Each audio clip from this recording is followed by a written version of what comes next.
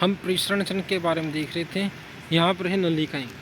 जो नलिकाएँ होती है रुधिरवाहिकाएँ, ये क्या चीज़ होती है इसमें देखेंगे। रुधिरवाहिकाएँ कितने प्रकार की होती है। तो रुधिरवाहिकाएँ जो होती है 3 प्रकार की। रुधिरवाहिकाएँ मुख्य रूप से तो 2 प्रकार की होती है। पहले तो धमनी और एक शिरा। धमनी यानी आर्टरी और शिरा यानी वेन।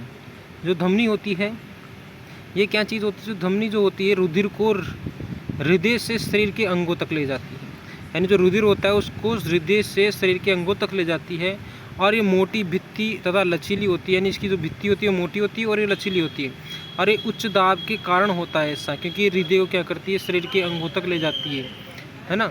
और इसके बाद हम देखते हैं शिरा। जो शिरा होती है रुधिर को अंगों से वापस हृदय तक लाती है। यानी कि जो रुधिर को अंगों से वापस हृदय तक लाती है वो शिरा होती है। ठीक है। और शिरा में जो इसकी जो भित्ति होती है वो किस प्रकार से होती है। जिसकी भित्ति होती है मोटी भित्ति की आवश्यकता नहीं होती, इसमें वाल्व होते हैं। तो शिरा में क्या होते हैं वाल्व होते हैं, इसमें मोटी भित्ति की आवश्यकता लगी। जबकि धमनी में क्या होती है मोटी भित्ति की आवश्यकता होती है। और जो एक होती है कोशिकाएं। जो कोशिकाएं जो होती है वो क्या चीज़ क्या काम करती है। जो कोशिकाएं होती है यानी सेल्स होती है। तो ये जो कोशिकाएं हैं कोशिकाओं के रूप में ही जो मतलब जैसे ब्लड होता है उसके अंदर भी कोशिकाएं होती है। तो जो शिरा और जो धमनी होती है इसके अंदर ही ये क्या करते हैं गति करते हैं। अब तीसरे प्रकार के मैंने बताया था कि जो कोशिकाएं होती है वो 3 प्रकार की होती हैं। जो धमनी रुधिरवाहिकाएं नलिकाएं जो होती है 3 प्रकार की, धमनी शिरा और एक होती है केशिकाएं। अब जो केशिकाएं का मतलब सबसे छोटी वाहिकाएं होती है। ये छोटी छोटी वाहिकाएं भित्ति एक कोशिकीय और मोटी होती है। पदार्थों का विनिमय यही होता है। जो पदार्थों का जो विनिमय होता है वो केशिकाएं में ही होता है ना। तो रुधिर का जो विनिमय होता है वो धमनी और शिरा में होता है, जबकि जो अन्य चीज़ों का अन्य पदार्थों का विनिमय होता है वो केशिकाएं में ही होता है। जैसे रुधिर और जो मेन जो रुधिर है वो तो धमनी और शिरा में हो गया, लेकिन बाकी के जो अन्य पदार्थों का वहन होगा या परिवहन विनिमय होगा वो किस में होगा, कोश केशिकाओं में होता है। और रक्तदाब क्या होता है और प्लेटलेट्स क्या होती है। तो रक्तदाब और प्लेटलेट्स के बारे में देखेंगे। यहाँ पर रक्तदाब और प्लेटलेट्स क्या चीज़ होती है।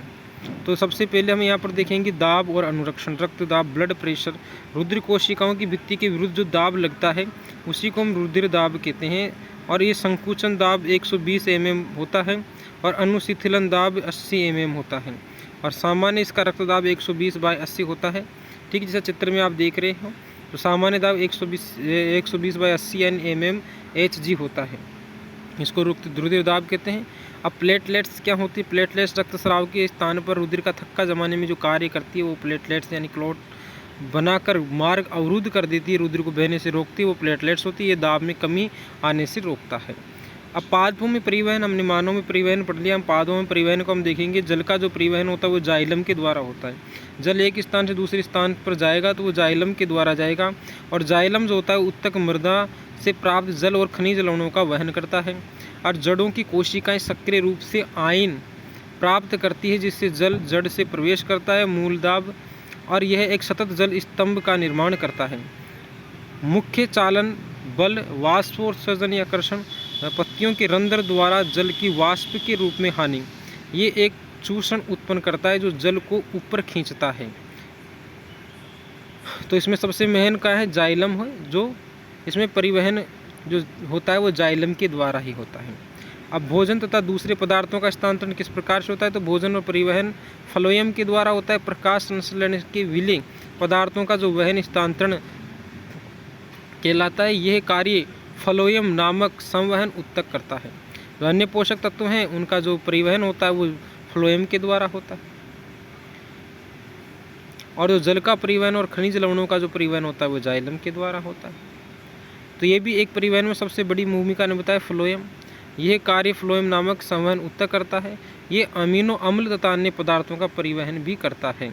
स्थानांतरण ऊपरमुखी और अधोमुखी दोनों दिशाओं में ये होता है। यानी कि ये ऊपर भी कार्य वहन करता है और नीचे भी वहन करने में योगदान निभाता है फ्लोएम। इस प्रक्रिया में ऊर्जा का उपयोग होता है।